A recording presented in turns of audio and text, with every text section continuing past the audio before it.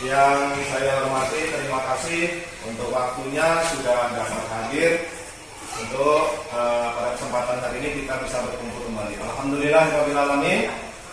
Shalatu wassalamu ala mursalin wa ala alihi washabihi ajmain. Puji syukur kehadirat Allah Subhanahu wa taala yang mana masih memberikan kita kesempatan semuanya bisa berkumpul sehat. Nah, pada pagi ini saya mohon maaf kepada Bapak Srianto dan Ibu Guru. Saya mohon waktunya untuk mengikuti diseminasi modul 1 dari saya, Ono Sutrono, SD Negeri 2 Talangbaru, Pendidikan Guru Penggerak, asal Sidomulyo, Lampung Selatan, angkatan ke-9. Baik, Ibu Bapak Guru sekalian, kita langsung mulai saja. Pada kesempatan ini saya sudah belajar mengikuti pendidikan guru penggerak di modul 1. Modul 1 itu ada 4 submodul. Dan modul 1 itu masih mengenai pendidikan dasar, terbentuknya kita sebagai guru mengarahkan sekolah kita dan anak-anak murid kita harus seperti apa nanti ke depannya. Di sini ada poster. Nah, poster di sini menggambarkan apa yang saya inginkan dari SD kita bersama ini. Nah, ini ada pada modul 1.3. Modul 1.3 di sini dijelaskan intinya Bapak Ibu Guru harus punya tujuan, visi dan misi untuk menjadikan sekolah itu berjalan sesuai dengan visi misi sekolahnya. Jadi selain kita tahu sekolah itu punya visi, di pendidikan guru penggerak ini kita sendiri sebagai calon guru penggerak harus punya visi dan tujuan. Mau diapakan siswa kita, mau diapakan sekolah kita. Nah, itu saya tuangkan dalam poster yang saya buat. Di situ pertama adalah religius, yang kedua adalah iptek, ilmu pengetahuan dan teknologi. Kemudian yang ketiga adalah aktif. Di situ anak-anak beserta guru dapat aktif. Dan ini akan menjadikan anak-anak di bawahnya yaitu kreatif. Nah, setelah anak-anak kreatif, maka anak-anak akan mendapatkan kegiatan-kegiatan yang mereka butuhkan, yang mereka inginkan. Jadi mudah untuk mengikuti apa yang guru inginkan di kelasnya atau di sekolahnya. Dan harapan yang lain adalah murid kita itu dapat menghargai setiap perbedaan. Tentu ini kita sadari sebagai guru bahwa setiap sekolah, termasuk sekolah kita ya Ibu, SD Negeri 2 Talangbaru itu mempunyai banyak keberagaman. Mulai dari agama, suku, bahkan karakter dari setiap anak. Ada yang aktif, ada yang malas, ada yang masa bodoh, ada yang mageran. Nah, itu semua adalah karakter yang menimbulkan perbedaan. Jadi di sini harapan saya semua siswa dapat menghargai perbedaan. Setelah itu, terakhir adalah siswa dan guru-guru. Harapan saya, impian saya adalah kita bisa menimbulkan cinta lingkungan. Ya, di situ ada gambar cinta lingkungan yang saya simbolkan dengan gambar bersih-bersih. Tidak semua kata-kata cinta lingkungan itu hanya berlaku pada bersih-bersih saja Ibu. Jadi inilah gambaran visi dari modul 1.3 yang saya tuangkan melalui poster. Ketika semua ini insya Allah bisa berjalan, maka lingkungan sekolah yang aman, nyaman, dan berpihak pada murid, saya rasa pasti akan terwujud di sekolah kita. Nah, itu yang akan menjadikan saya menginginkan mewujudkan siswa yang merdeka belajar, menguasai teknologi, berakhlak mulia, dan cinta lingkungan. Semua tujuan dan impian itu saya tuangkan menjadi visi tentang murid dan sekolah. Saya mengimpikan murid-murid itu berakhlak, beriptek, dan cinta lingkungan. Saya percaya bahwa murid adalah masa depan bangsa ini. Di sekolah saya mengutamakan tersedianya tempat yang aman, nyaman, dan membahagiakan. Murid di sekolah saya sadar betul bahwa bersekolah adalah menyenangkan untuk meraih masa depan. Saya dan guru lain di sekolah saya yakin untuk mampu mewujudkan siswa yang merdeka belajar. Kemudian yang terakhir adalah saya dan guru lain di sekolah saya paham bahwa masa depan siswa bergantung dari sekolah dan guru sebagai penuntun. Nah, ini adalah visi kita sebagai guru mengenai murid dan sekolah yang kita impikan. Saya rasa visi yang saya buat ini itu sesuai dengan apa yang kita inginkan selama ini. Betul ya, Ibu? Selama kita jadi guru, pasti kita pengen siswa-siswa kita atau murid itu berakhlak, ya tidak? Kemudian siswa kita juga bisa iptek, ya. Ini berhubungan dengan diawali waktu COVID. Ibu bapak guru pasti juga merasakan ada beberapa siswa yang nggak bisa, bahkan dia belum pernah pegang handphone, karena handphone itu adalah bagian atau tanda awal yang umum dipakai untuk mengenal iptek. Nah, di saat itulah kita harus punya memasukkan visi ber-iptek ini. Kemudian cinta lingkungan.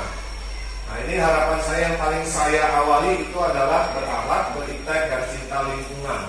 Melihat anak-anak siswa kita masih belum terbiasa ya, belum terbiasa secara budaya mencintai lingkungan sekitarnya, maka saya rasa visi ini penting untuk kita selalu dapat konsistenkan. Ya, kita sebagai guru harus selalu tetap konsisten mengusahakan anak-anak dapat berbudaya, berakhlak, beritik, dan cinta lingkungan seperti visi yang saya buat. Jadi ini Ibu, intisari dari modul 1.3, di mana saya dibentuk pada pendidikan guru bergerak ini, penggerak, untuk mempunyai visi, mempunyai mimpi, mempunyai harapan bagaimana siswa kita nanti ke depannya, bagaimana sekolah kita nanti ke depannya, dan seterusnya. Saya rasa mimpi kita juga pasti sama ya Ibu. Atau ada mimpi yang lain tidak Ibu? Ada nggak selain yang saya gambarkan ini? Kalau ada, boleh Ibu Bapak Guru menyampaikan satu atau dua yang unek-unek, ada lupa saya pengen siswa saya seperti ini gitu. Nah, itu nanti bisa buat masukan kita bersama supaya nanti tujuan sekolah kita bisa kita bangun bersama, tidak sendiri-sendiri. Ada tidak Ibu?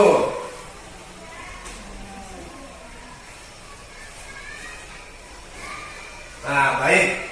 Kalau masih belum ada, saya lanjutkan di aksi nyata yang saya buat.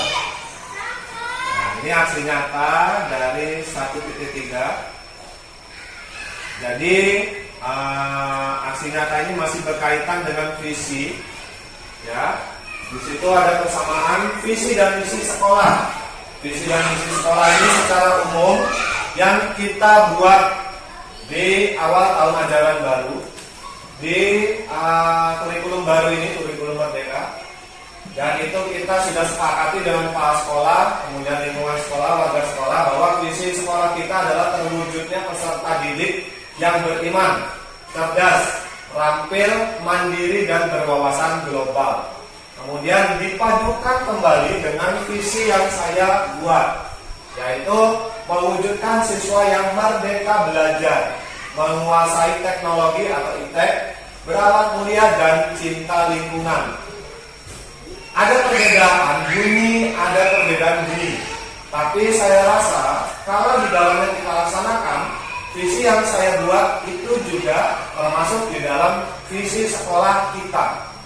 Ya, katakanlah di situ yang berbeda adalah cinta lingkungan. Cinta lingkungan itu sendiri nanti anak-anak secara tidak langsung atau langsung mereka juga masuk di beriman, mereka juga masuk di mandiri, mereka juga masuk di wawasan global, karena kebersihan adalah sebagian dari iman. Sedangkan visi sekolah itu disebutkan peserta didik yang beriman. Maka cinta lingkungan yang saya ambil itu pun sebenarnya bagian dari visi sekolah. Begitupun dengan bunyi visi yang lain. Bunyi visi yang lain seperti apa? Yang menguasai teknologi, kemudian yang merdeka belajar. Merdeka belajar ini saya ambil karena memang kurikulum kita baru, kurikulum merdeka. Nah, siswa itu ada perubahan dari K13 ke kurikulum merdeka, walaupun tidak semua siswa ya. Pada tahun ini kelas 1 dan kelas 4 di sekolah SD Negeri 2 Tahun Baru sedang mengalami satu perubahan kurikulum. Maka di sini saya memasukkan itu sebagai visi. Yang nanti kedepannya saya ingin bukan hanya kelas 1 dan kelas 4, tapi seluruh kelas sudah berubah dari proses pembelajarannya, proses pemahamannya menjadi merdeka belajar. Gitu.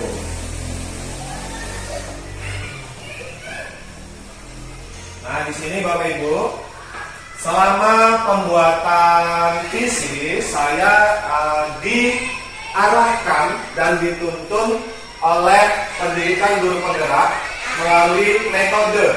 Metodenya adalah Bagja.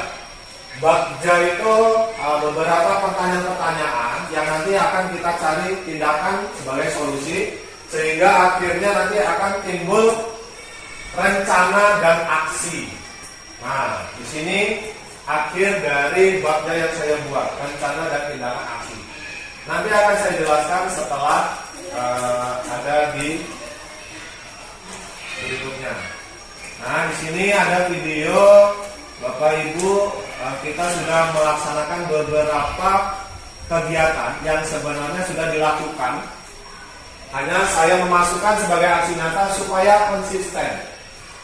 Budaya literasi yang saya ambil pada saat itu, ini masuk di rencana saya, nanti masuk di modul selanjutnya. Literasi, saya mementingkan literasi anak karena saya sadar sekolah kita tingkat literasinya masih rendah. Ya, literasinya masih rendah. Kenapa saya katakan begitu? Karena sekolah kita yang tadinya punya buku, tapi belum tercover, belum terkendali bagaimana cara mengelola buku. Nah, di sini aksinya yang saya awali adalah dengan wawancara kepada kepala sekolah dan guru. Pada saat itu kita duduk bersama di sini, kita membahas tentang perpustakaan. Ya, itu adalah aksi yang saya juga cantumkan di aksi nyata saya. Kemudian setelah wawancara dan kesepakatan kepala guru, saya menerapkan kegiatan literasi.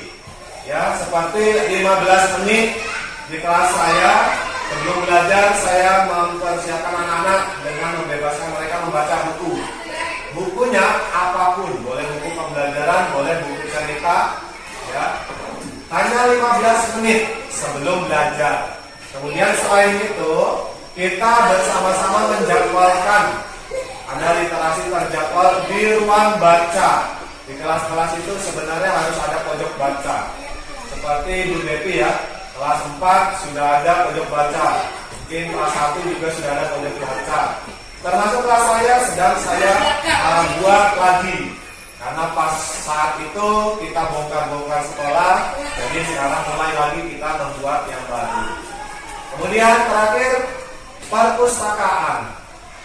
Kita membuat tim. Ya, pada saat itu kita bersama-sama menyepakati tim penanggung jawab dari perpus.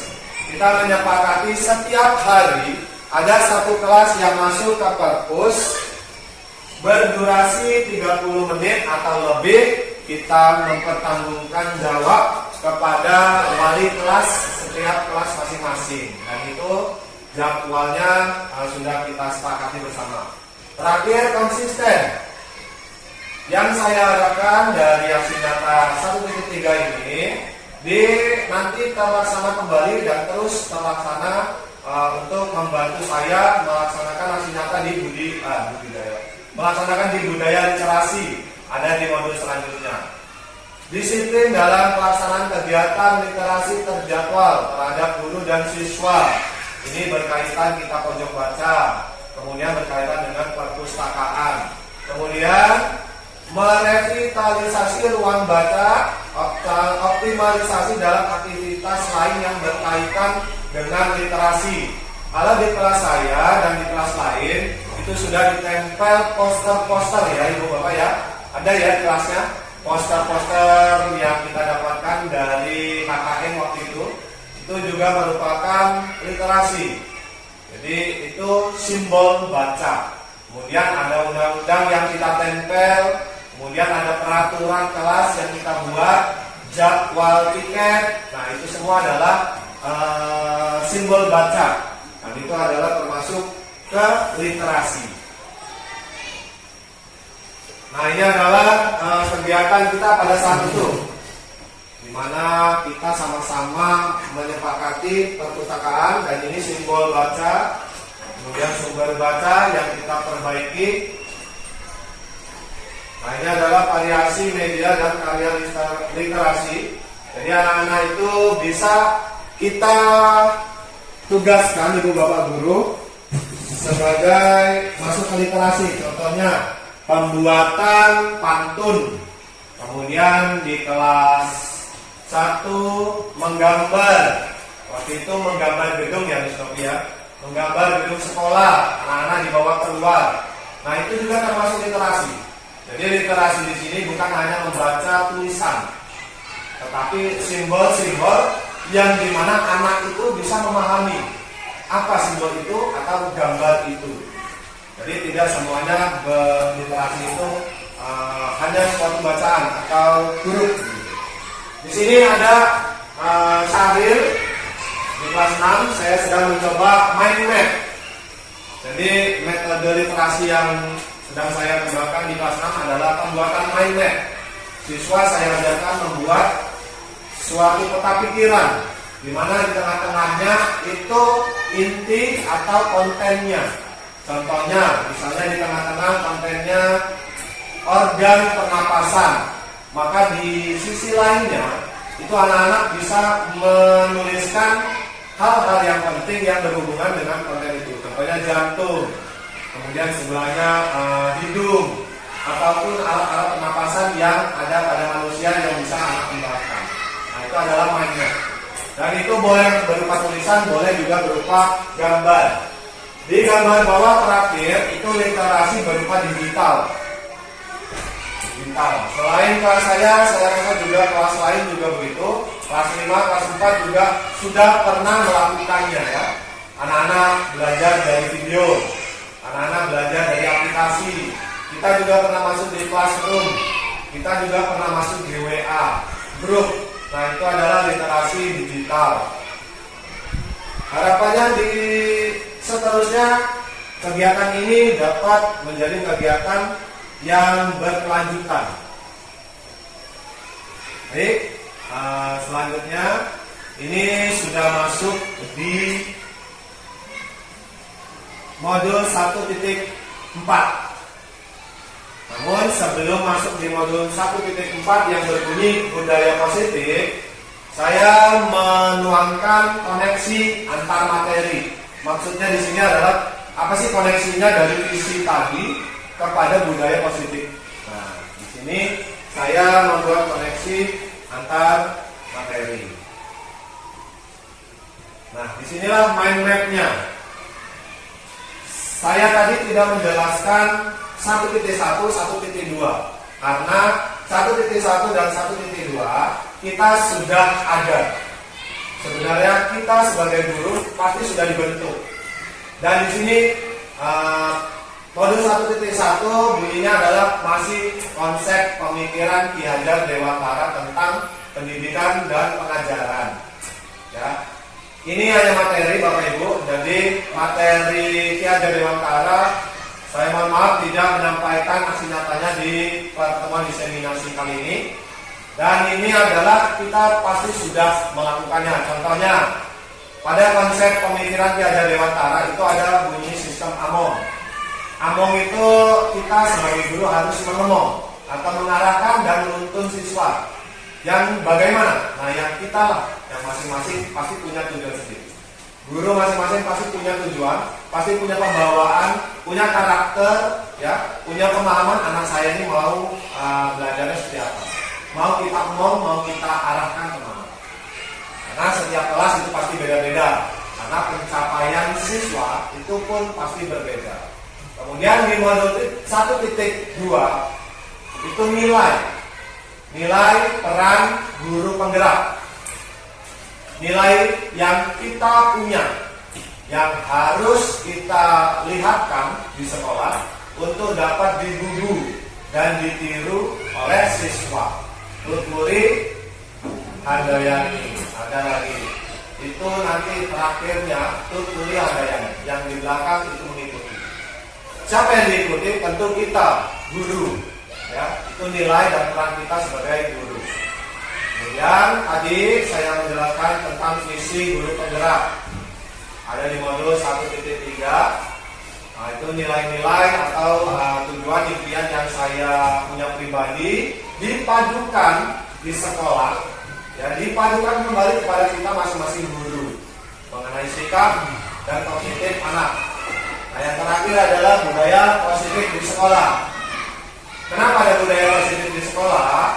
Ini bertujuan agar konsep yang kita punya, yang kita miliki sebagai guru, materi ataupun pembawaan kita sebagai guru, dan nilai serta peran kita sebagai guru yang benar-benar harus ditiru siswa, kemudian visi guru tadi itu menjadi budaya positif. Apa itu budaya? Budaya itu sudah melekat. Selama ini mungkin kita memberikan sesuatu kepada anak berupa reward dan punishment. Reward itu hadiah ya Ibu. Hadiah, punishment itu hukuman. Pernahkah Ibu Bapak guru memberikan anak-anak itu hukuman? Pernah tidak? Pernah ya? Saya pun pernah gitu. Nah, itu juga berlaku pada reward. Pernahkah Ibu Bapak guru memberikan reward? Reward ini sebuah hadiah ataupun ucapan ataupun pujian kepada siswa ketika siswa itu melakukan apa yang kita inginkan. Nah, misalnya peraturan, tata tertib di kelas. Wah, bagus anak-anak, yang piket sudah bersih, sudah maksimal. Pasti kita keluar kata-kata pujian ya. Itu berbeda dengan budaya. Nah, itu berbeda dengan budaya. Yang kita harapkan pada budaya ini adalah anak-anak tidak perlu kita kasih reward. Anak-anak juga tidak perlu kita kasih punishment atau hukuman. Tapi anak-anak itu sudah bisa sendiri melakukan apa yang harus dia lakukan. Contohnya misalnya kebersihan. Selama ini mungkin anak-anak itu merasa saya pikir rajin lah, nanti saya dapat pujian. Berarti ada sesuatu yang dia inginkan ketika dia mau melakukan itu. Nah, di budaya positif ataupun di modul akhir 1 ini itu banyak mengembangkan kita supaya anak-anak kita itu berbudaya tanpa mengharapkan sesuatu, tanpa menakutkan akan sesuatu. Nah, di sini penjelasan sedikit mengenai profil Pancasila ada di modul 1.1, kemudian ada yang berkaitan dengan budaya positif. Nah, yang paling penting adalah yang di terakhir Ibu. Guru harus bisa mengimplementasikan nilai dan peran guru penggerak dalam dirinya sendiri. Mampu mengidentifikasi kebutuhan setiap siswanya. Kebutuhan siswa inilah yang banyak sekali kita temukan. Ya. Setiap kelas pasti berbeda.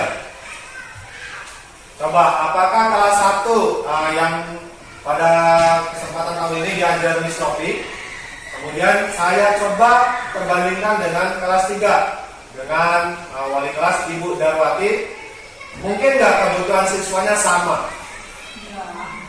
Ya, beda ya. Coba saya minta Miss Novi dan Ibu Dar, apa sih perbedaan yang kalian temukan di kebutuhan siswa? Nah, kalau di kebutuhan saya nih ya, contoh. Kebutuhan saya kelas 6. Ada siswa yang sangat aktif sekali. Dia itu inginnya belajarnya main. Kalau dia kenal buku, apalagi berceramah seperti ini, pasti dia pasang muka jutek, seperti tidak suka. Berbeda dengan kelas lain. Mungkin kelas 1 masih senang dengan gurunya yang banyak bicara gitu. Kelas 6 ini udah beda. Mereka senang nonton, mereka senang pakai media. mereka sering dibawa keluar kelas. Nah, itu perbedaan. Bisakah Ibu Darwati, mungkin ada perbedaan nggak Bu Darwati? Kan sama-sama kelas bawah. Kelas bawah itu kelas 1, kelas 2, kelas 3. Ada nggak perbedaan yang Ibu temukan antara kelas 3 dan kelas 1? Ada ya? Apa Ibu? Salah satunya Bu. Itu anak kelas 3 udah tambah di semua lagi. Ya, udah masuk, jarang udah langsung lokal, langsung ini, langsung kita. Pokoknya kegiatan untuk pertama masuk memulai kelas itu dia tambah disuruh. Saya, jadi pas disuruh mereka sudah ngecun lah ya, sudah tahu kegiatan awal-awalnya apa gitu ya. Kalau misalnya gimana kelas 1? Kelas 1, ya mungkin sama sih, karena kelas 1 itu masih fase, apalagi di semester awal itu transisi dia dari PAUD. Jadi secara kebutuhan memang saya juga menyesuaikan dari mereka yang transisi itu harus banyak nyanyi, dipancing lagu-lagu, gak bisa langsung kita masuk ke inti materi gitu. Dan juga ya tadi butuh pendampingan kalau masih di kelas 1 kan. Terus secara belajar ya itu karena saya rasa mungkin masih fase mereka dari PAUD ke SD, antusias itu masih tinggi banget untuk ayo guys, ini kita belajar aja gitu ya. Jadi yang masih punya semangatnya itu yang tinggi lah gitu. Kalau di kelas 1 yang tahun ini ya, nggak tahu nanti kalau saya tahun 4. Karena ini juga perdana saya ngajar di kelas 1 masih belum. Iya, dan untungnya sih anak-anaknya aktif sama dan mereka bisa mengikuti. Terima kasih Bu Darwati dari kelas 3 dan Miss Nopi dari kelas 1. Jadi itulah perbedaan kebutuhan ya. Kebutuhan setiap siswa itu berbeda-beda. Jangankan antar kelas, di satu kelas pun kebutuhannya pasti berbeda. Nah, disinilah yang pokok penting, guru harus bisa mengimplementasikan nilai dan peran guru. Nilai yang kita punya itu apa? Kejujuran misalnya. Nilai yang kita punya apa? Kedisiplinan. Kemudian peran guru, kita harus ngomong. Kita harus bisa menjadi apa? Oh, kita jangan kasar. Oh, kita harus gesit. Oh, kita harus banyak bergerak aktif. Nah, itu tadi kita menyesuaikan dengan kebutuhan siswa. Perbedaan di setiap siswa. Jadi bukan hanya kita yang meminta siswa mengikuti kita, tapi kita berusaha mengikuti apa yang mereka mau. Mungkin katakanlah kelas 1 siswanya masih seneng-senengnya di SD ya, apalagi sekolah baru ya. Bu yang ini ya bu yang ini ya. Boleh tidak kita mengikuti mereka? Itu boleh. Kita ikuti apa mereka maunya dan kita masukkan integrasi proses itu dalam pembelajaran. Misalnya bernyanyi dan bermain, maka kita masukkan materi-materi pembelajaran kita pada hari itu pada sebuah permainan atau sebuah nyanyian. Begitu dengan kelas 3, kegiatannya sudah disiplin, maka kita tinggal mengarahkan, kita tinggal memotivasi siswa supaya terus konsisten, dan itu tanpa kita pun itu harus bisa terjadi. Nah, itu yang harus dilakukan. Nah, itulah kebutuhan siswa berbeda-beda, baik kebutuhan itu belajarnya atau kebutuhan persiapannya dalam mengikuti sekolah. Nah, di sini guru harus mampu berperan sebagai manajer dengan berbuat sesuatu bersama siswa, mempersilakan kepada siswa mempertanggungjawabkan perilakunya, mendukung siswa agar dapat menemukan solusi atas permasalahannya sendiri. Jadi guru itu berperan bukan hanya sebagai guru yang zaman dulu dinilai sebagai sumber belajarnya. Tapi sekarang guru harus punya beberapa nilai yang bukan hanya sebagai sumber, satu-satunya sumber. Jadi guru bisa jadi teman, guru bisa bergabung bersama siswa, guru bisa bareng-bareng sama siswa. Bareng-bareng ngapain? Bareng-bareng belajar. Terus pusatnya siapa Pak? Pusatnya adalah proyek. Pusatnya adalah kerjaan kita, tugasnya siswa. Itu pusatnya. Kita hanya mengarahkan, kita hanya menuntun, kita hanya mempersilahkan kepada siswa. Mereka mencari sendiri, mereka menanyakan kepada siswa atau kepada guru, maka kita akan mengarahkan. Jangan mereka yang mengikuti, yuk kita harus punya ini, kita harus begini nak, kita harus begini, tidak. Nah, di sinilah kata-kata manajer. Jadi seorang manajer itu bisa saja dia sebagai pemantau, cukup memantau saja. Bisa juga dia sebagai teman, cukup masuk di dalam siswa bekerja, dia masuk sebagai siswa, menggunakan kata-kata atau bahasa-bahasa siswa. Ya, jadi di situ akan timbul interaksi antara guru dengan siswa itu terbiasa, tidak kaku, tidak ada takut, tapi dengan batasan-batasan yang wajar.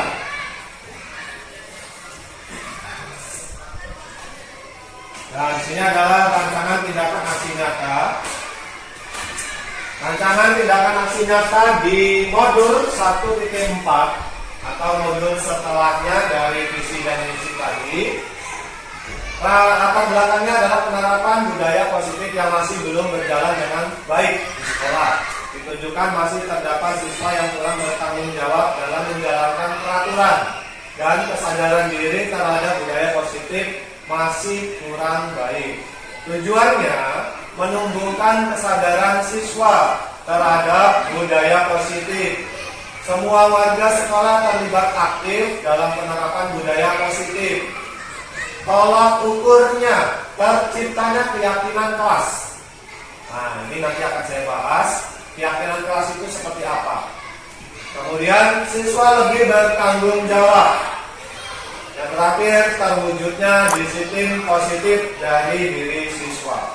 Nah, sebelum saya bahas lebih lanjut lagi, saya ingin fokus pada tolak ukur. Di tolak ukur ini, saya menjadikan keyakinan kelas sebagai poin penting supaya berjalannya budaya positif. Karena budaya positif yang akan kita jalankan sekolah itu banyak. Salah satunya tadi belajar, ya.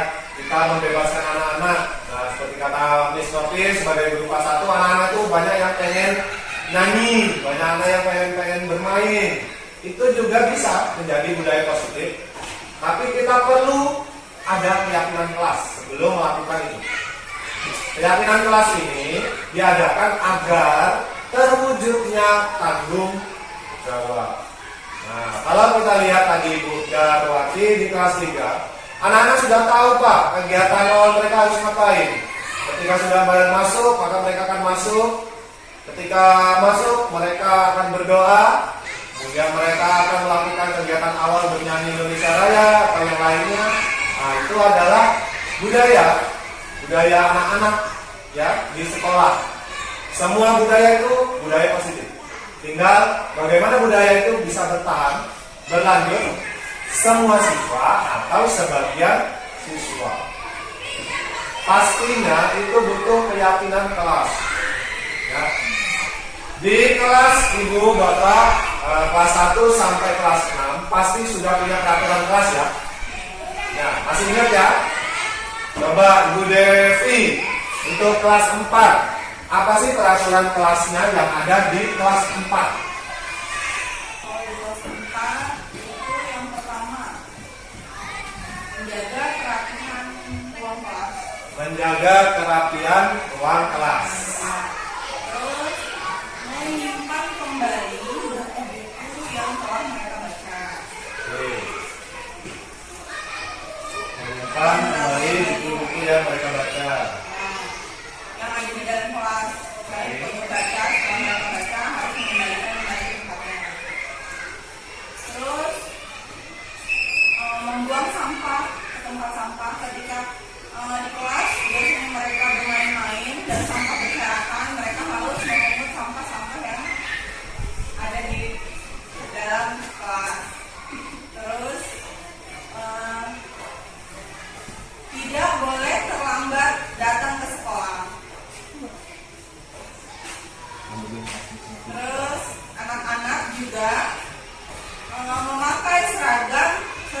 dengan hari yang telah ditentukan. Misalnya kalau misalnya hari Senin sampai Selasa mereka pakai seragam merah putih dan jilbab juga putih. Hari Rabu Kamis mereka memakai seragam batik, itu juga jilbabnya harus merah. Memang kalau misalnya peraturan di kelas, saya juga tidak membolehkan anak-anak itu bermain di kelas lain.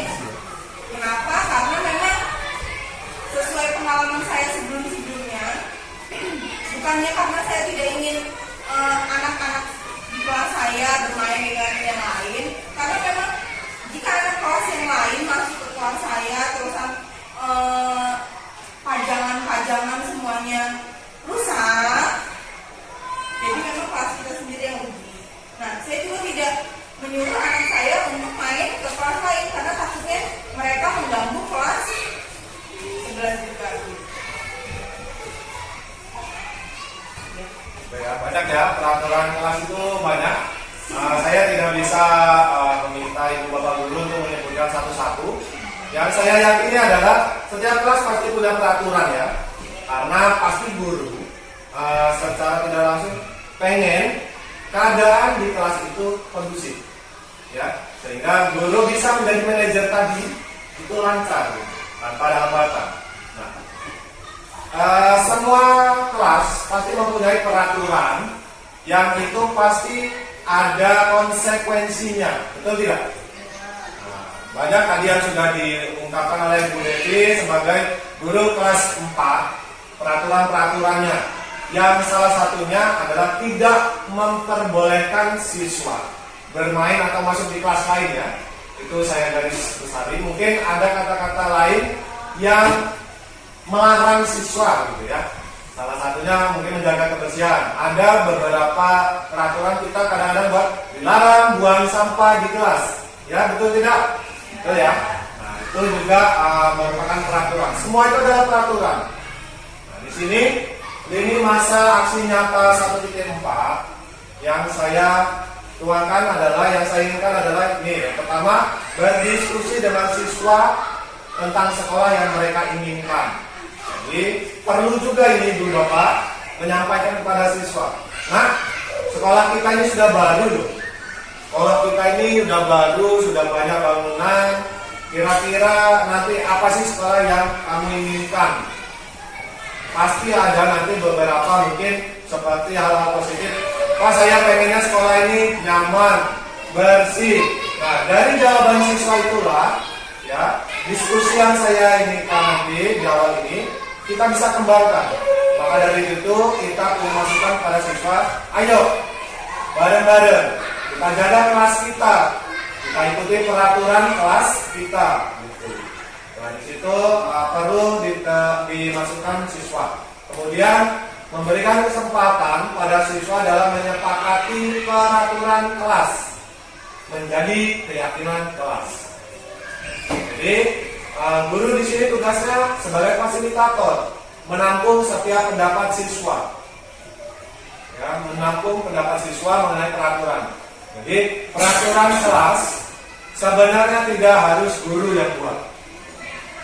Bisa guru yang buat, bisa juga siswa yang buat. Nah, kalau siswa yang buat, bagaimana Pak? Kita tinggal menjadi fasilitator. Kita dengarkan. Siswa mau apa? Peraturan. Ayo, apa Nana sebelum kita belajar di kelas kita harus punya peraturan.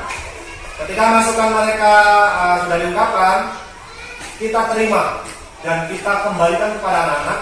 Setuju tidak? Kira-kira ini menjadi peraturan. Katakanlah dilarang duduk di meja, dilarang duduk di kursi, di meja, di atas meja. Setuju nggak anak-anak? Misalnya kalau memang itu setuju, melihat kondisi kelas banyak siswa yang terbiasa duduk di meja, maka itu boleh. Itu bukan kita yang membuat, tapi dengan kesepakatan siswa. Di sini adalah menyepakati peraturan kelas. Itu baru bunyi peraturan kelas. Bagaimana dengan keyakinan kelasnya? Nanti akan saya bahas mengenai peraturan dan keyakinan kelas. Itu berbeda. Kemudian dari situ, lini masa yang selanjutnya adalah siswa menyepakati dulu keyakinan kelas yang dibuat beserta konsekuensinya. apabila melanggar. Jadi bukan peraturan lagi bunyinya, tapi keyakinan kelas. Mungkin kalau di kelas lain masih bunyinya peraturan, maka harapan saya untuk setelah ini, mari kita bareng-bareng sama siswa kita ubah peraturan itu menjadi keyakinan kelas. Kenapa perlu dirubah? Karena peraturan itu banyak larangan. Hampir ada larangan. Larangan itu adalah kalimat negatif. Kalimat negatif itu akan melekat pada diri anak. Namanya negatif pasti akan menimbulkan negatif. Maka kita ubah bunyinya. Kita ubah kalimat dalam peraturan kelas itu menjadi keyakinan kelas. Yang anak meyakini itu tanpa ada larangan atau tindakan negatif. Contoh begini Ibu Bapak Guru. Di kelas 6 saya membuat peraturan dilarang membuang sampah di kelas. Itu peraturan ya. Ternyata setelah mengikuti pendidikan guru penggerak, peraturan itu sebenarnya tidak perlu kita cantumkan di kelas. Yang perlu dicantumkan adalah itu dirubah dulu menjadi keyakinan kelas. Karena dalam peraturan ada dilarang. Ada tidak boleh, tidak memperbolehkan. Maka itu larangan. Berarti anak-anak bakal ketangkep dalam mindsetnya. Dia tidak akan pernah masuk ke kelas lain. Dia tidak akan pernah buang sampah di situ. Ketika dia tidak sengaja, namanya anak-anak ya Bu ya, tidak sengaja masuk ke kelas lain, dia akan merasa dirinya bersalah. Ya Allah, saya sudah salah. Saya melanggar peraturan, maka dia akan merasa dirinya bersalah. Itulah harapan keyakinan kelas yang tidak boleh. Tidak boleh membuat siswa itu merasa bersalah. Maka nanti ketika dia merasa bersalah, apa? Dia ada sesuatu yang ditakuti. Punishment atau hukuman. Kalau di sini saya menjelaskan konsekuensinya. Nah di sini saya juga membuat seperti itu. Peraturan itu saya buat. Hukumannya apa? Ya, ayo kalau dilanggar hukumannya apa? Itulah yang harus kita kurangi, Bu Bapak Guru. Itu yang harus kita kurangi, bukan dihilangkan. Karena saya yakin ketika dihilangkan, anak-anak akan sulit sekali membentuk dirinya menjadi budaya, menjadi keyakinan itu tadi. Balik ke lini masa. Setelah siswa menyepakati keyakinan kelas yang kita ubah tadi dari peraturan kelas, maka saya meminta izin kepada kepala sekolah untuk mensosialisasikan budaya positifnya kepada guru lain. Disinilah waktunya saya mensosialisasikan melalui diseminasi ini. Kemudian selanjutnya sosialisasi dengan guru lain dan memotivasi mereka untuk membuat keyakinan kelasnya masing-masing. Nah, tadi makanya saya bilang minta pendapat Ibu Devi mengenai peraturan kelas yang sudah dibuat. Nah, peraturan kelas itu mari kita rubah menjadi keyakinan kelas. Dengan merubah, mengurangi atau menghilangkan kalimat-kalimat negatif. Nah, ini pohon, saya buat pohon, saya juga belum paham ini pohon apa. Kalau ada yang bisa nebak, boleh ini pohon apa itu? Pohon beringin ya, pohon apel ya. Jadi pohon ini adalah saya gambarkan dukungan. Dan dukungan yang saya butuhkan itu saya gambarkan sebagai pohon. Di mana rumput-rumput, daun-daun yang lebat itu, ya biasanya kita pasti lihat di atas. Jarang sekali kita lihat daun-daun yang lebat itu di bawah, ya di batang-batang itu paling bawah juga. Maka di atas itu saya anggap itulah kepala sekolah. Tugasnya kepala sekolah dan dalam kesempatan sekolah kita adalah Bapak Srianto selaku kepala sekolah. Saya meminta dukungannya sebagai pengampu kebijakan di sekolah untuk selalu mengingatkan kita, barangkali kita sebagai guru itu lupa, ya, lupa menjalankan keyakinan kelas. Barangkali kita sebagai guru kita mulai malas, kita mulai mager, malas gerak.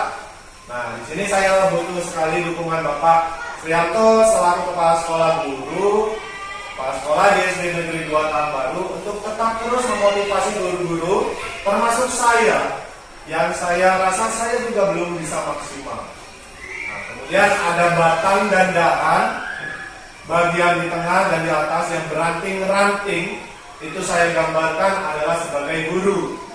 Makin banyak ranting maka makin banyak guru dalam kegiatan itu tadi. Apa yang saya harapkan dari ibu-ibu, bapak-bapak guru sekalian di SD 2 Taman Baru, yaitu sebagai teman saya berolahraga budaya positif yang sedang kita jalankan di sekolah. Barangkali ibu-ibu menemukan ada budaya yang kurang berjalan, ya, tidak berjalan, maka saya butuh kita saling berdiskusi, kita kerjasama, tidak peduli mau kelas bawah ataupun kelas atas. Tidak saling menyalahkan, tapi saling mencari solusi bagaimana kegiatan itu tidak terjadi lagi. Ya. Banyak kok, saya rasa banyak budaya-budaya sekolah, apalagi kita di sekolah dasar itu masih sangat sulit membuat anak-anak itu bisa berbudaya. Walaupun katakanlah seperti Bunda tadi itu kegiatan berjalan, pasti ada di suatu hari-hari tertentu anak-anak itu terlambat. Anak-anak ada 1, 2, 3, 4 yang tidak mengikuti itu, ya pasti ada ya. Sampai di kelas 6 pun pasti ada. Ada peraturan sekolah yang saya buat, peraturan kelas.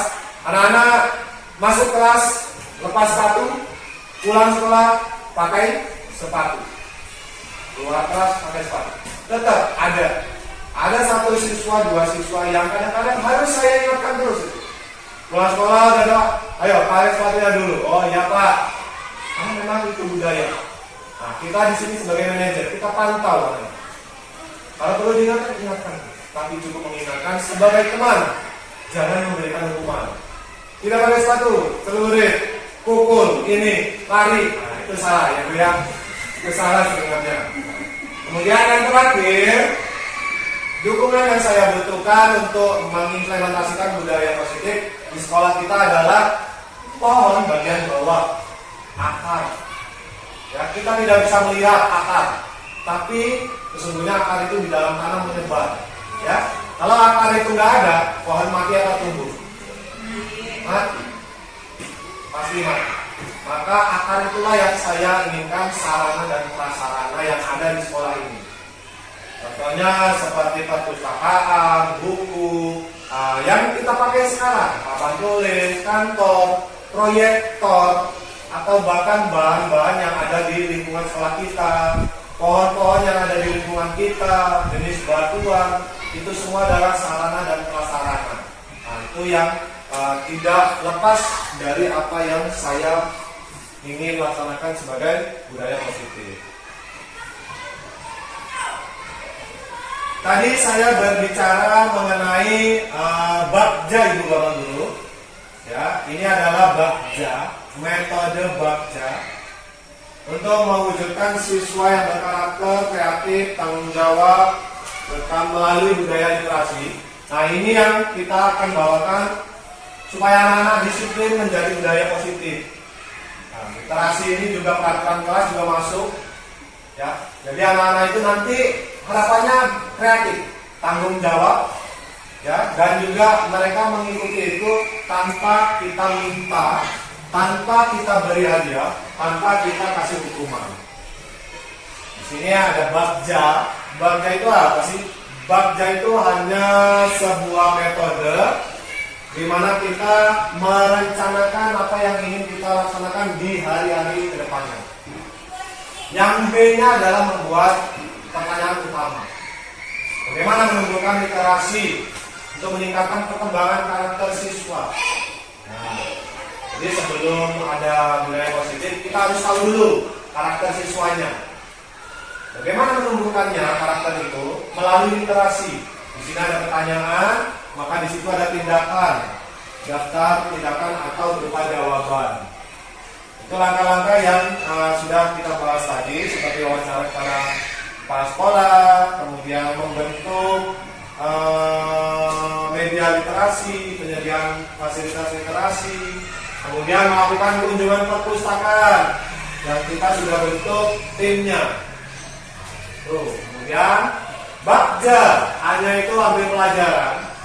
Di sini potensi dari siswa itu apa nanti? Terus apa sih yang menarik untuk menumbuhkan literasi siswa? Kemudian kita sebagai guru itu memfasilitasinya bagaimana? Ya, di sini saya mempunyai tindakan atau jawaban. Jadi guru menuntut siswa untuk mengembangkan potensi literasinya itu berbeda-beda. Tidak harus melulu anak-anak harus membaca, anak-anak harus menulis, tidak. Anak-anak harus merangkum, tidak. Tapi boleh beberapa siswa yang suka puisi, suka bernyanyi, kita beri keluasan mereka melalui membuat musik, nyanyian, melalui membuat puisi, melalui bercerita, anak-anak tampil di depan, berdongeng, berpantun, bahkan menggambar sekalipun, itu juga termasuk tindakan kita bisa mengadakan siswa. Gali mimpi, bekerja, ini adalah gali mimpi. Setiap metode atau langkah itu pasti akan timbul pertanyaan. Di sini pertanyaannya, apa manfaatnya dari budaya literasi yang menjadi budaya positif nanti untuk anak-anak di masa depan? Terus bagaimana mempertahankannya? Kemudian dampak apa kalau program itu terus berjalan? Nah, yang kita sudah bentuk peraturan kelas, peraturan pembagian perpustakaan, semua itu bisa menjadi mimpi siswa ketika nanti di hari depannya. Jadi anak-anak melalui literasi, kalau mereka sudah tanggung jawab, mereka sudah disiplin mengikuti peraturan kelas, pasti itu akan bermanfaat bagi siswa. Tentu ini akan membantu siswa di masa depan. Bagja, yang J-nya adalah menjabarkan rencana. Nah, ini rencananya, di metode inilah saya buat rencana-rencana yang tadi itu. Timbulnya dari sini. Menyediakan pojok baca, menggalakkan kembali majalah ini yang memang kita belum punya. Ini juga belum, nanti kita coba membuat mading. Ya, mungkin belajar dari siswa dulu, atau kalau bisa nanti kita jadikan lebih lanjut lagi ke sekolah, jadi bisa dilihat oleh siswa. Sebenarnya ini penting. Kemudian yang terakhir adalah atur eksekusi atau aksi nyatanya. Nah, aksi nyatanya tadi yang sudah saya jelaskan, pembentukan tim literasi, bertugas di perpus, yang masing-masing guru bertanggung jawab. Kemudian murid dan guru mengelola pojok baca di kelas masing-masing. Guru mengumpulkan dan memajang karyanya. Kalau di sini saya hanya membunyikan memajang, mengumpulkan. Tapi ini saya kembalikan kepada guru masing-masing. Boleh murid itu membawa pulang. Contohnya gambar. Kalau murid itu suka, silakan dibawa pulang. Atau dibuat bingkai. Saya pernah melihat kelas 4 Ibu Devi ya. Anak-anak sudah pernah membuat suatu karya dan itu dibuat dipajang di kelas. Nah, itu juga harus kita teruskan aksi nyata tersebut.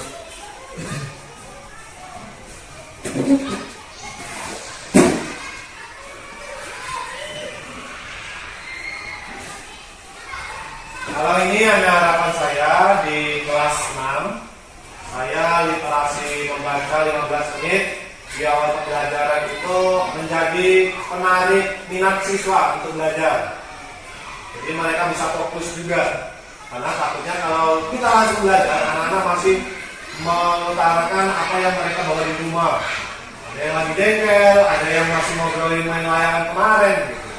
Jadi tujuan membaca 15 menit selain membiasakan literasi kemampuan membaca anak, ini juga bisa menjadi penarik minat siswa untuk belajar. Kemudian yang kedua, mind map yang saya sedang ajarkan di kelas 6, itu harapannya siswa dapat mudah memahami dalam membuat tulisan dan rangkuman penting berupa simbol atau tulisan. Kemudian siswa bersemangat dengan variasi bacaan yang disediakan. Dan yang terakhir, kenyamanan ruang baca meningkatkan semangat.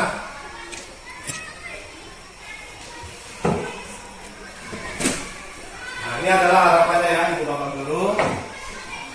Terakhir di materi ini,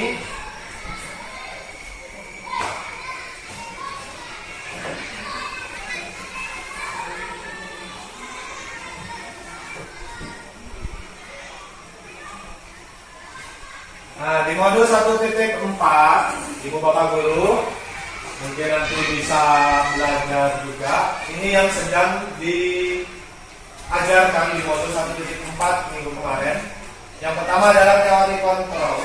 Kedua, bagaimana seseorang bisa berubah dari paradigma stimulus respon kepada pendekatan teori kontrol.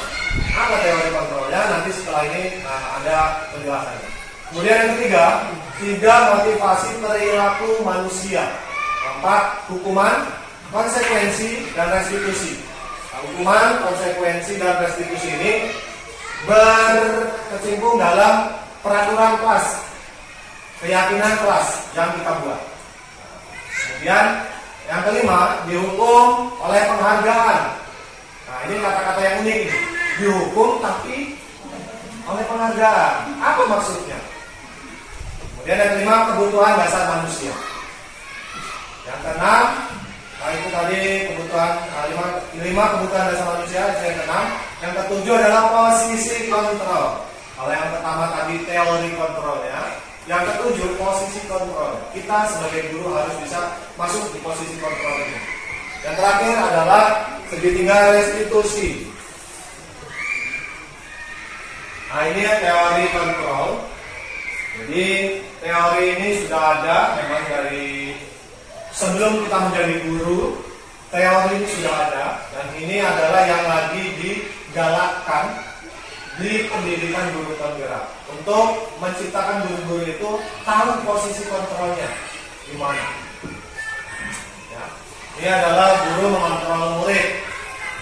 Semua penguatan positif efektif itu bermanfaat. Ilusi bahwa kritik dan membuat orang merasa bersalah itu dapat menguatkan karakter. Kemudian kalau yang ketiga ini fokusnya di kritik dan saran. Nah, yang terakhir adalah ilusi bahwa orang dewasa memiliki hak untuk dewasa, memaksa. Nah, ini adalah teori kontrol yang tidak bisa kita terapkan semua sebenarnya. Perlu kita saring lagi. Makanya terakhir, orang dewasa itu banyak percaya bahwa mereka memiliki tanggung jawab untuk membuat murid-muridnya berbuat hal-hal tertentu. Nah, ini yang masih banyak kita kadang-kadang lepas kendali. Karena kita dulu pengen anak-anak itu mengikuti kita loh. Kamu ini jangan kayak gitu loh. Coba sih kayak gini, coba sih kayak gini. Padahal mereka punya keinginan sendiri. Nah, ini dari belajar dari teori kontrol yang dijelaskan oleh Dr. William Glasser.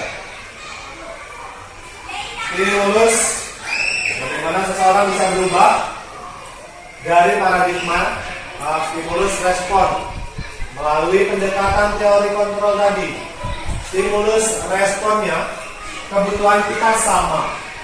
Padahal secara teori kontrol, realitasnya kebutuhan kita itu berbeda-beda. Kemudian stimulus yang diberikan, semua orang melihat hal itu sama. Padahal setiap orang memiliki perbedaan. Begitu sampai di terakhir, model berpikir menang kalah. Jadi kalau menang kalah ini bisa kita contohkan di kelas ini. Dulu kita pasti pernah memberi anak itu peringkat 1, ya, karena ya dia. Dan ada juga peringkat yang paling 0, alias 1 paling bawah, 1 di paling belakang. Nah, itu sebenarnya stimulus yang salah. Ada menang, ada kalah. Ada yang paling pintar dan ada yang paling bodoh. Nah, itu yang harus kita sesuaikan dalam teori kontrol. Model berpikir seperti itulah yang tidak ada. Semuanya menang. Di sini dikatakan model berpikir menang. Jadi semua itu sama. Tidak ada siswa di kelas kita yang bodoh. Mereka hanya kurang menemukan cara untuk menjadi apa yang mereka mampu. Karena kemampuan mereka berbeda-beda. Selanjutnya, manusia itu berperilaku. Ada 3 motivasi yang pasti manusia rasakan, yang harus manusia sadarkan bahwa itulah yang memotivasi mereka untuk berperilaku. Yang pertama, untuk menghindari ketidaknyamanan atau hukuman. Paham ya kalau ini ya? Enggak apa-apa.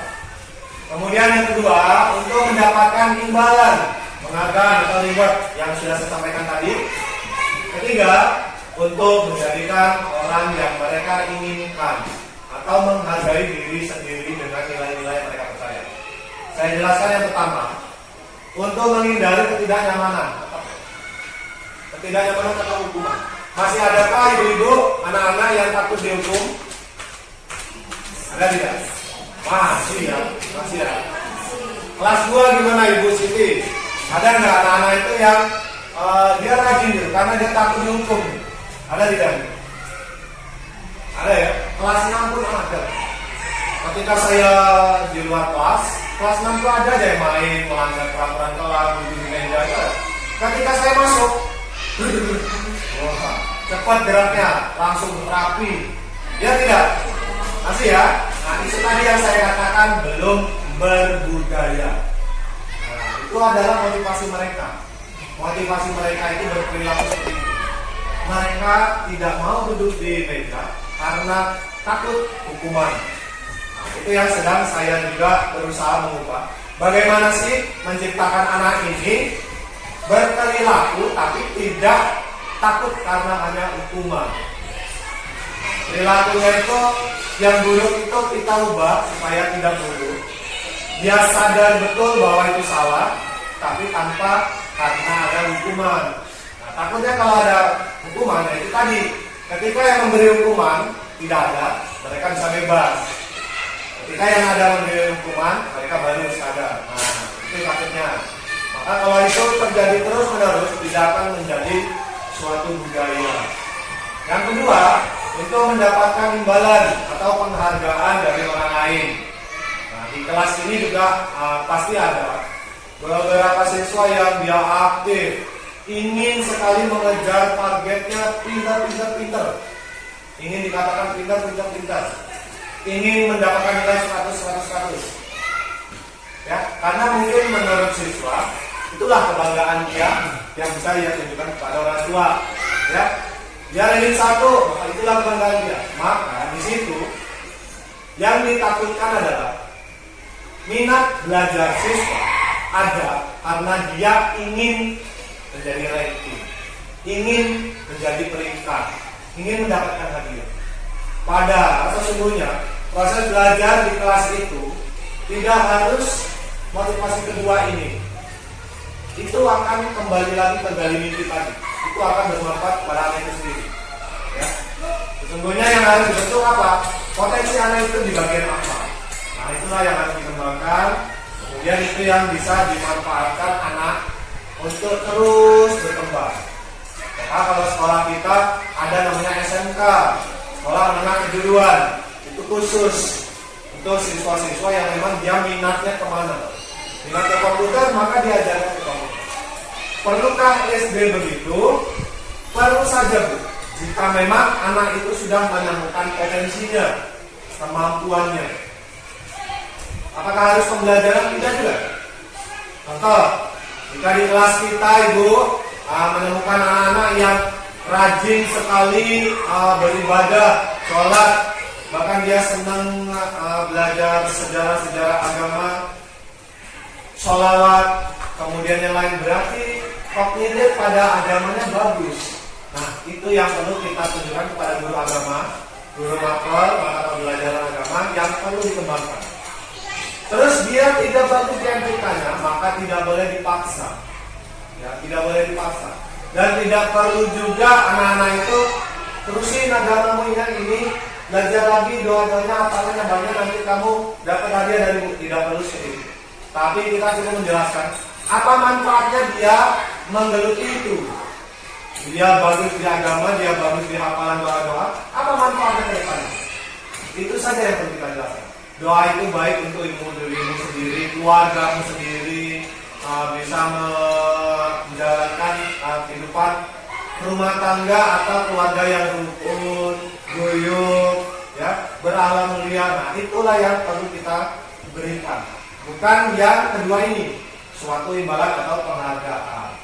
Kemudian motivasi yang ketiga, menjadikan orang tersebut atau mereka apa yang mereka inginkan dan menghargai nilai itu sendiri dengan nilai-nilai yang mereka percaya. Nah, yang ketiga inilah yang perlu kita terus kembangkan kepada siswa itu untuk bisa menjadi budaya positif. Contohnya dalam peraturan sekolah, anak-anak dilarang membuang sampah di kelas. Berubah menjadi keyakinan larangan itu dibuang. Maka perlu kita cantumkan di kelas. Kebersihan adalah sebagian dari iman. Nah, kebersihan dan kenyamanan kelas adalah yang kita rasakan bersama. Maka dengan itu anak-anak sadar, anak-anak percaya. Oh iya, kelas saya harus bersih. Nah, itu yang mereka inginkan. Maka tidak perlu ada larangan, tapi yang kita harapkan mereka sadar. Tanpa larangan itu mereka tahu kalau buang sampah itu bukan di kelas tempatnya. Nah, inilah menghargai diri sendiri tanpa ada hukuman, tanpa ada hadiah. Itu motivasi, Bu. 3 motivasi manusia itu berperilaku. Nah, yang perlu kita kembangkan adalah perlakuan motivasi yang ketiga. Di sini ada hukuman, konsekuensi, dan restitusi. Tentu peraturan kelas yang kita buat biasanya ada hukumannya ya, Bu ya. Ada hukumannya. Bu Depi, mungkin saya kembali bertanya kepada Bu Depi mengenai peraturan tadi. Contohnya tadi yang tidak memperbolehkan siswa masuk ke kelas lain ataupun siswa lain masuk di kelas Ibu Depi. Adakah konsekuensinya atau hukumannya yang Ibu berikan kepada siswa dan siswa itu tahu? Saya nggak tahu konsekuensinya apa kalau dia masuk ke kelas lain. Ya. Hanya saya bilang jangan merusak barang kelas lain karena barang kita juga nanti akan dirusak. Karena apa yang kamu buat, apa yang kamu maksudnya mereka membuat karya-karya itu dengan susah payah, tapi nanti kalau misalnya kelas lain masuk terus mereka merusak, maka dirinya sendiri kan yang merasa dirugikan gitu.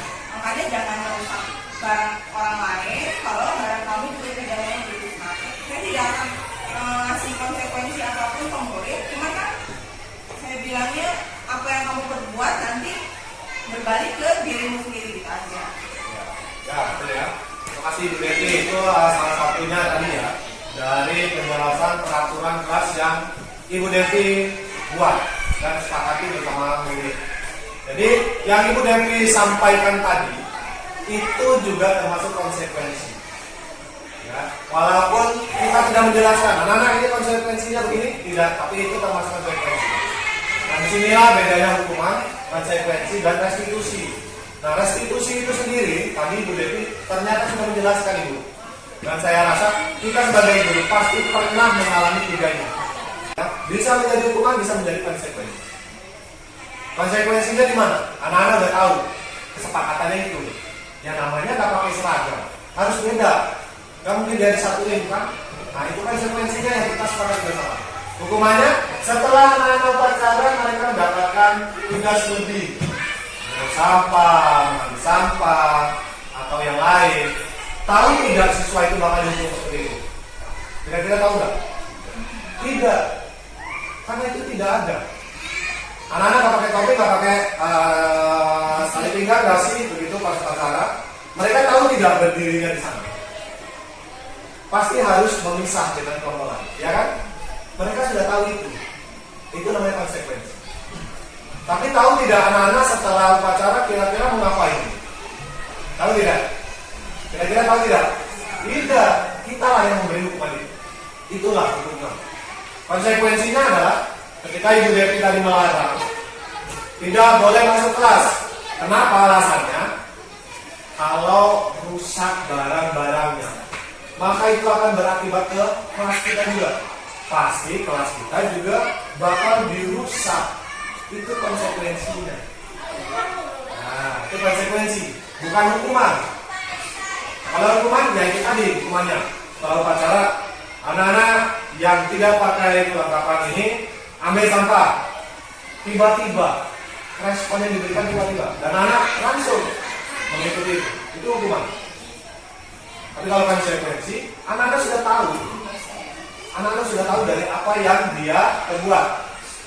Ada peraturan di sekolah, peraturan kelas, itu semua pasti ada konsekuensinya. Ya. Hanya saja konsekuensi itu ada yang tertulis dan ada yang tidak tertulis.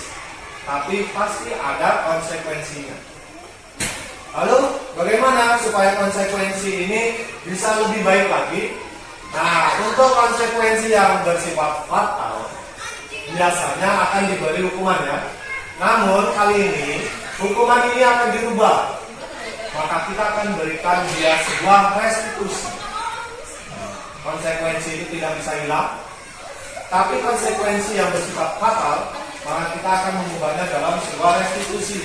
Apa itu restitusi? Di sini ada penjelasan. Restitusi adalah proses menciptakan kondisi bagi murid untuk memperbaiki kesalahan mereka, sehingga murid itu bisa kembali pada kelompok mereka dengan karakter yang lebih kuat. Restitusi juga merupakan kolaborasi antara guru dengan siswa, yang mengajarkan siswa itu mencari solusi, bukan gurunya, tapi siswanya. Siswanya bisa cari solusi ketika mereka bersalah, ya, ketika mereka menemukan masalah, dan membantu siswa atau murid berpikir tentang orang seperti apa yang mereka inginkan. Yang pasti itu lebih baik. Contohnya, mungkin ada murid-murid ibu ingin menjadi guru. Mereka misalnya murid yang Sophie. Ada beberapa murid Miss Sophie, enaknya diajarin Miss Sophie, saya senang Miss Sophie orangnya baik, Miss Sophie orangnya bersih, rajin, disiplin. Itulah nilainya. Betul tidak? Betul tidak? Nah, itulah nanti yang akan membantu murid berpikir tentang orang seperti apa yang mereka inginkan. Ketika mereka menemukan masalah atau melanggar aturan-aturan yang kita buat dan bersama siswa, kita hanya perlu mengarahkan siswa untuk kembali, mengingatkan kembali. Ingat ya, orang-orang itu bersih yang mereka inginkan. Coba Miss Sophie, pernah nggak sih Miss Sophie itu mau sampah di sini? Kan tidak pernah, ya kan? Jadi kita cukup mengingatkan kembali. Maka dari itu, siswa nanti akan mencari solusinya. Kita membuat restitusi itu menghindari sebuah hukuman, tapi tidak mungkin melepas konsekuensi, karena pasti ada, apalagi anak-anak SD, sekolah dasar yang tidak sengaja atau lepas kendali mereka ternyata melanggar keyakinan kelas. Pasti tinggal kita sebagai guru, sebagai manajer memberikan restitusi kepada siswa itu sendiri. Bagaimana kita menghindari konsekuensi dan hukuman, tapi memberikan restitusi. Nah, pada dasarnya, mengapa anak-anak itu mungkin bisa melanggar, Bu? Karena anak-anak juga manusia, punya 5 kebutuhan dasar. Yang pertama, kebutuhan bertahan hidup. Anak-anak juga butuh makan, ya, butuh minum, gitu. Butuh lari, butuh nafas yang baik. Nah, ini adalah kebutuhan bertahan hidup. Kemudian yang kedua, rasa kasih sayang dan rasa yang diterima. Anak-anak kadang-kadang caper sama kita, Ibu. Anak-anak kadang-kadang dekat sama kita, woi, cerita terus sama kita, gitu. Seakan-akan kita ini orang tuanya. Itu adalah kebutuhan anak. Kebutuhan anak dalam menginginkan rasa kasih sayang. Apalagi anak kelas 1, kelas 2, kelas 3 yang mereka masih belajar untuk mandiri. 5 kebutuhan ini pasti ada di setiap anak. Yang ketiga, penguasaan. Anak-anak itu butuh pengakuan atas kemampuannya. Yang tadi ranking 1, ya, mereka itu butuh diakui, pintar. Bagaimana yang ranking 1 dari bawah? Ketika kita tidak memberikan penguasaan itu, maka dia kebutuhannya tidak terpenuhi. Itu yang harus dirubah. Tidak ada kalah, tidak ada menang. Tidak ada yang ranking 1, tidak ada yang paling buruk, tidak ada yang paling bisa, tidak ada yang paling bodoh. Semuanya sama. Hanya pintarnya anak itu berbeda-beda sesuai dengan kompetensi anak, potensinya anak. Nah, itulah yang harus kita penuhi, kebutuhan atas pengakuan siswa. Apakah kita sudah memenuhi itu? Sedang berproses. Saya yakin ibu bapak guru pernah merasakan jengkel. Saya juga begitu, kadang-kadang pernah merasakan susah sekali. Anak-anak ini dikasih tugas masih ya jangan dikerjakan begitu. Pernah ya pasti ibu ya. Hanya saja kita sebagai guru jangan sampai kita lepas kontrol. Ya, jangan sampai kita melepas satu kebutuhan yang tiga ini, pengakuan. Kemudian kebutuhan yang keempat, kebebasan. Kebebasan anak-anak dalam membuat pilihan.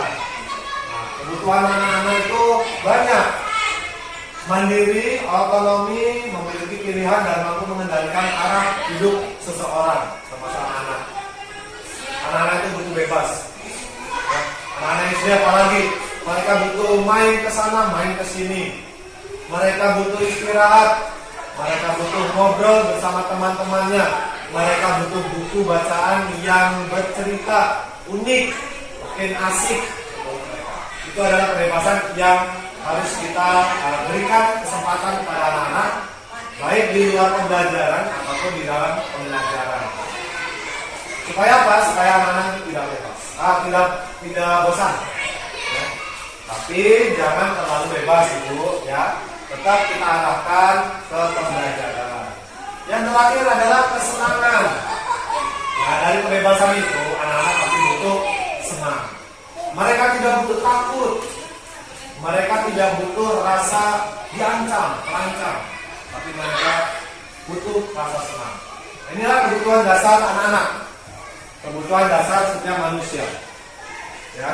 Yang pertama kebutuhan bertahan hidup, rasa kasih sayang, penguasaan, kemampuan dari apa yang dia buat, kebebasan, apa yang mereka inginkan, kesenangan, apa yang mereka inginkan. Nah, ini posisi kontrol kita sebagai guru. Semua guru pasti pernah dalam posisi ini. Tinggal kita sadar diri masing-masing. Kita sedang di mana? Kita sering di mana posisinya? Kayaknya pagi ini saya ada di posisi penghukum deh. Nah, berarti kita harus berubah lagi. Kurangi lagi rasa-rasa hukum, maka kita belajar lagi mengubah menjadi posisi yang lain.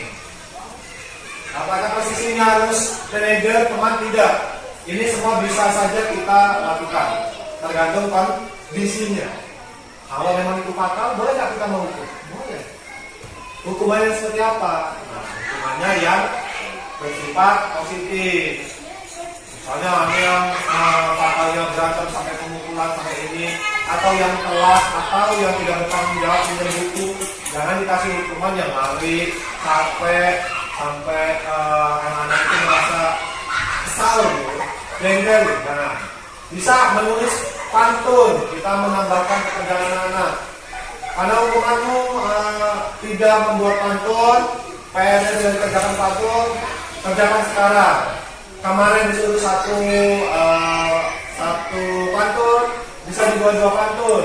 Kemarin pantunnya bebas, maka sekarang kita dirikan tema pantunnya apa? Itu adalah hukuman. Baik teman-teman saya kaji, itu hukuman yang dadakan. Itu juga mendidik positif. Boleh-boleh saja. Kemudian itu tadi adalah masuk di posisi kita dulu sebagai penghukum. Yang kedua posisi kita sebagai pembuat merasa bersalah. Ini gimana? Guru akan bersuara lebih lembut, lebih lirik. Bahkan kadang-kadang ada guru yang menangis saking kesalnya. Sampai dia menyalahkan si siswa. Ya, kamu ini bapak itu beli buku buat dibaca, kok sampai dirobek? Ya Allah, kamu nggak lihat bapak tak? Sampai bapak ini beli buku cari duit gini, malah kamu sobekkan begitu. Otomatis anak-anak merasa bersalah tidak? Pasti bersalah. Coret-coret di meja belajar anak. Ini gimana hapusnya coba? Gini, kita menyalahkan anak. Pasti anak-anak merasa bersalah. Nah, itu adalah posisi kita sebagai pembuat merasa bersalah. Kemudian posisi yang ketiga adalah posisi guru sebagai teman. Nah, ini yang boleh kita masuk ke sini, boleh, sangat boleh, tapi ini perlu ada batasan. Guru di sini berupaya mengontrol murid atau siswa melalui persuasi atau pendekatan. Posisi teman pada guru bisa negatif, bisa juga positif. Negatifnya gimana? Nanti negatifnya kalau kita sebagai teman sama siswa itu terbiasa bicara belak-belakan ya dia. Kadang-kadang bahasanya yang kasar mungkin tidak baku, nah itu negatifnya. Positifnya apa? Siswa merasa terpenuhi gitu, tersampaikan.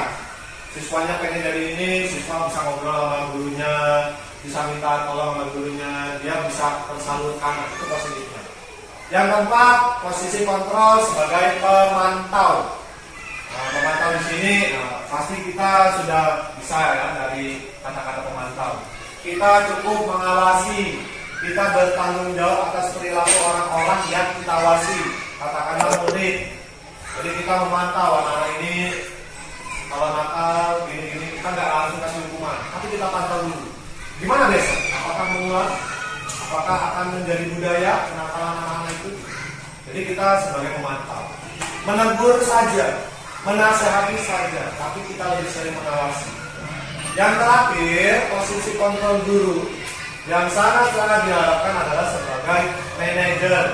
Posisi di sini adalah guru berbuat sesuatu itu sama-sama dengan muridnya, mempersilahkan muridnya mempertanggungjawabkan perlakuannya atau yang dia buat, mendukung murid agar dapat menemukan solusi dari permasalahan itu sendiri.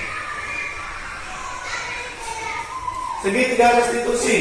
Nah, ketika tadi ada posisi kita, tahu kita di posisi mana, itu yang akan mengarahkan kita supaya bisa mengubah hukuman atau konsekuensi menjadi restitusi. Yang pertama, menstabilkan identitas. Yang kedua, memvalidasikan tindakan yang salah. Yang ketiga, menanyakan keyakinan. Nah, keyakinan di sini adalah keyakinan kelas. Ya. Yang pertama, menstabilkan identitas.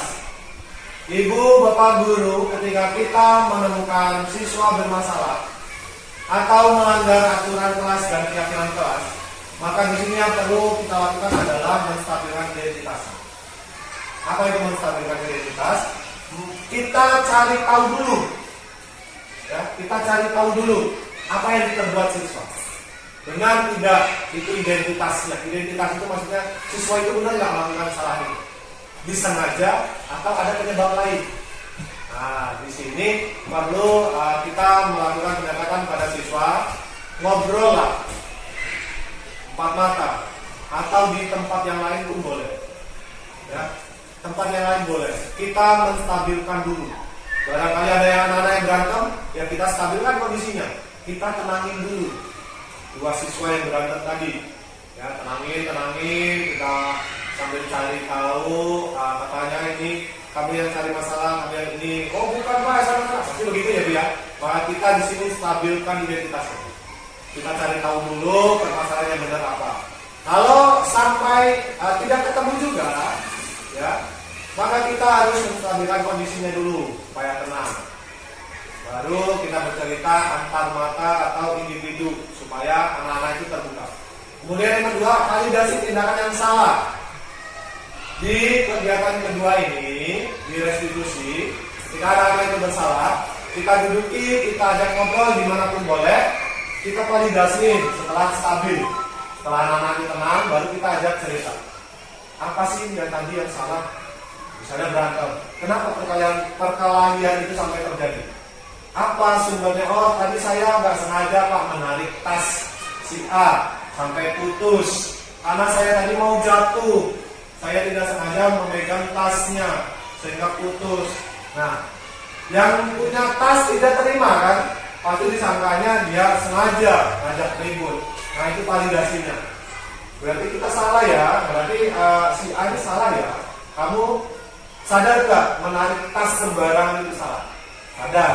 Sampai anak-anak itu betul-betul sadar bahwa kegiatan yang dia lakukan itu salah. Banyak peraturan tadi, misalnya Bu Devi melarang tidak boleh masuk kelas. Ada kelas 4 yang masuk kelas 5 ketahuan. Kita validasikan dulu. Jangan langsung menjudge anak itu salah. Kamu sudah melanggar, mungkin ada alasannya. Bisa jadi disuruh Pak Hono, Bisa jadi disuruh Bu Novi tanpa bilang ke Bu Devi dulu. Nah, itu tadi validasi. Sambil kita ngobrol, tahu nggak itu salah? Iya, sampai dia sadar, sampai dia tahu itu salah. Tapi dia juga menyebutkan alasannya. Berbuat salah itu apa? Baru kita melakukan yang terakhir adalah menanyakan keyakinan. Ya, itu salah karena pasti ada keyakinan kelasnya. Contohnya tadi berantem, salah sampai ketemu berantem. Apa keyakinan kelasnya? Kita harus menjaga kenyamanan atau kerukunan.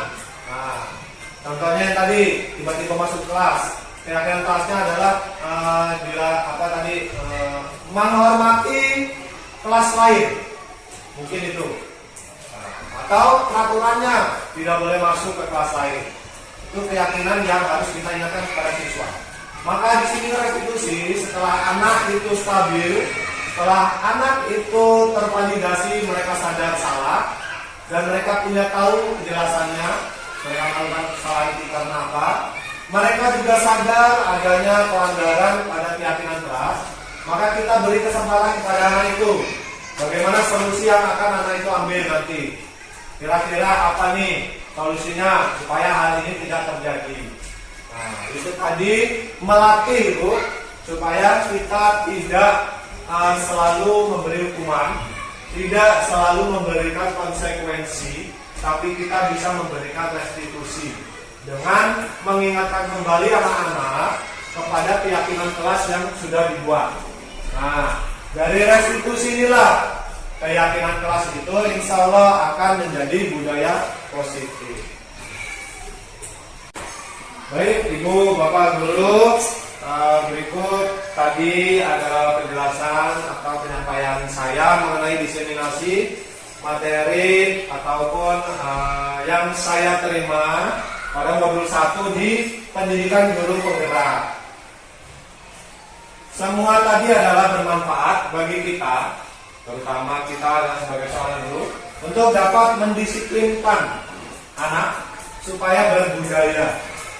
Ya, supaya berbudaya dengan sendirinya. Barangkali ada ibu bapak guru yang ingin memberikan masukan, tanggapan atau pertanyaan, saya persilakan pada ibu dan bapak guru. Ya, Ibu Devi. Ya, jadi gini Pak, saya mau bertanya tentang keyakinan kelas. Karena saya kan memang sudah mempraktikannya di kelas saya sendiri.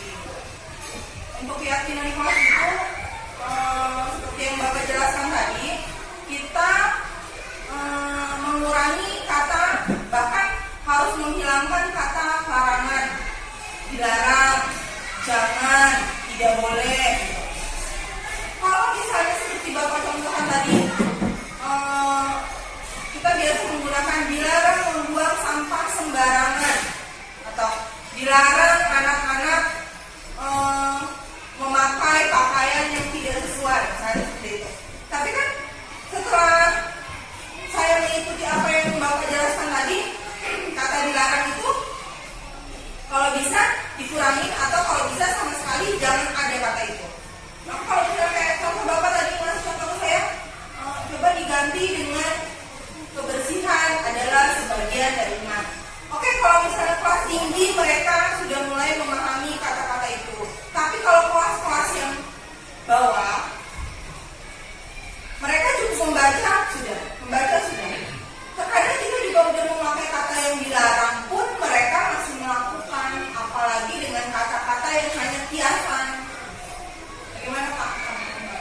Baik, terima kasih Ibu Devi atas pertanyaannya ya.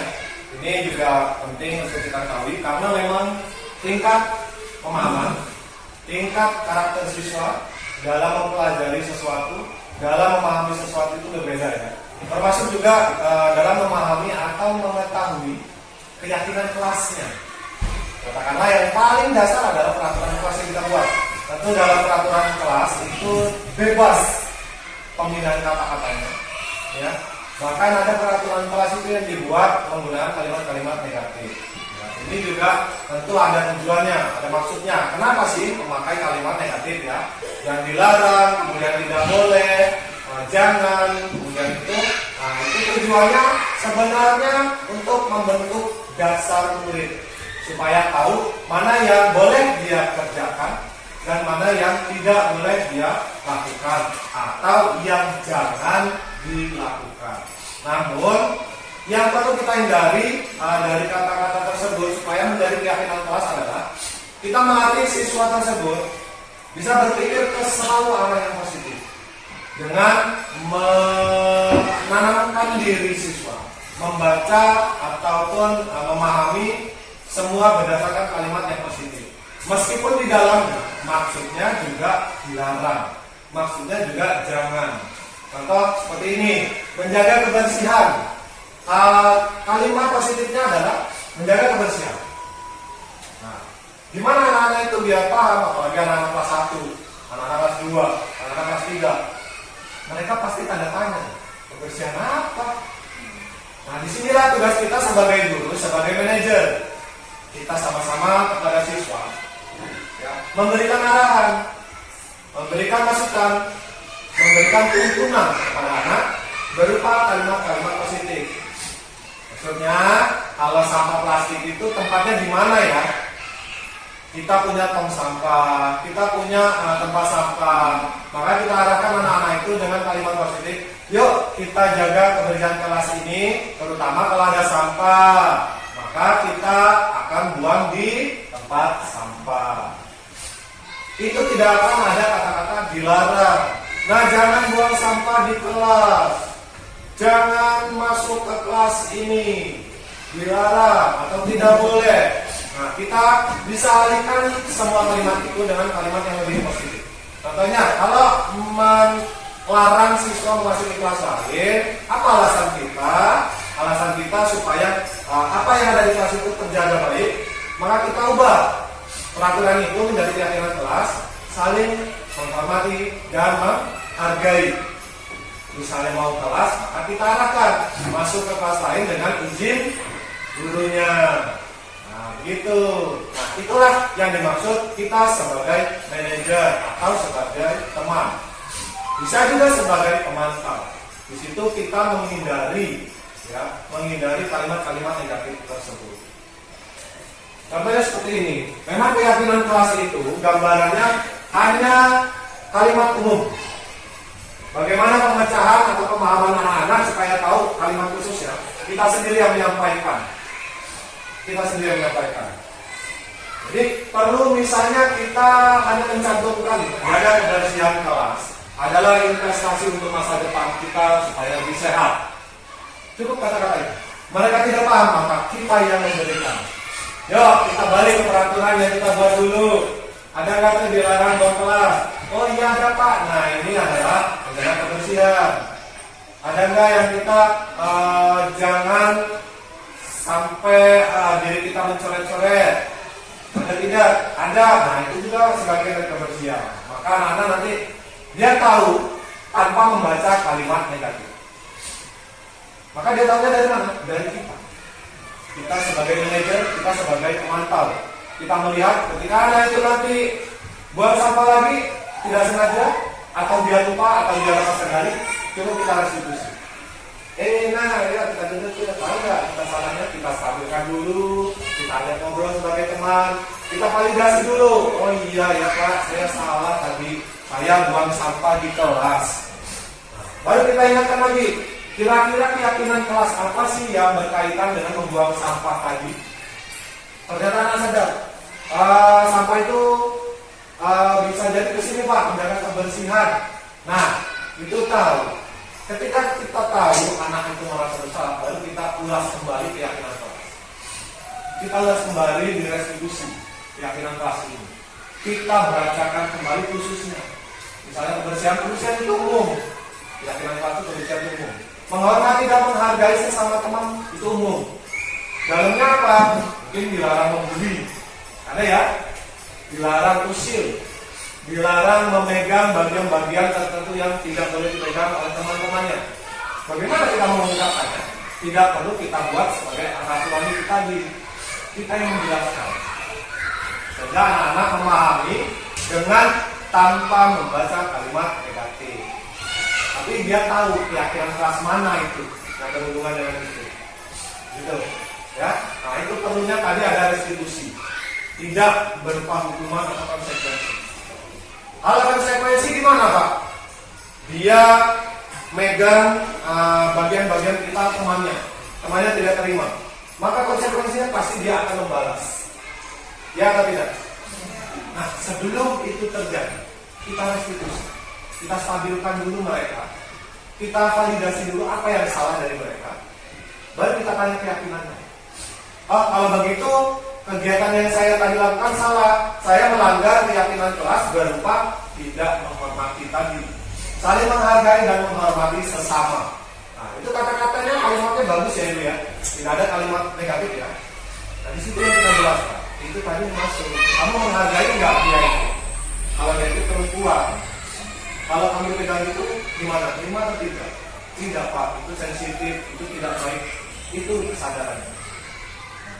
Jadi pergantian peraturan tadi menjadi keyakinan kelas itu sebenarnya melatih anak-anak untuk berpikir kritis.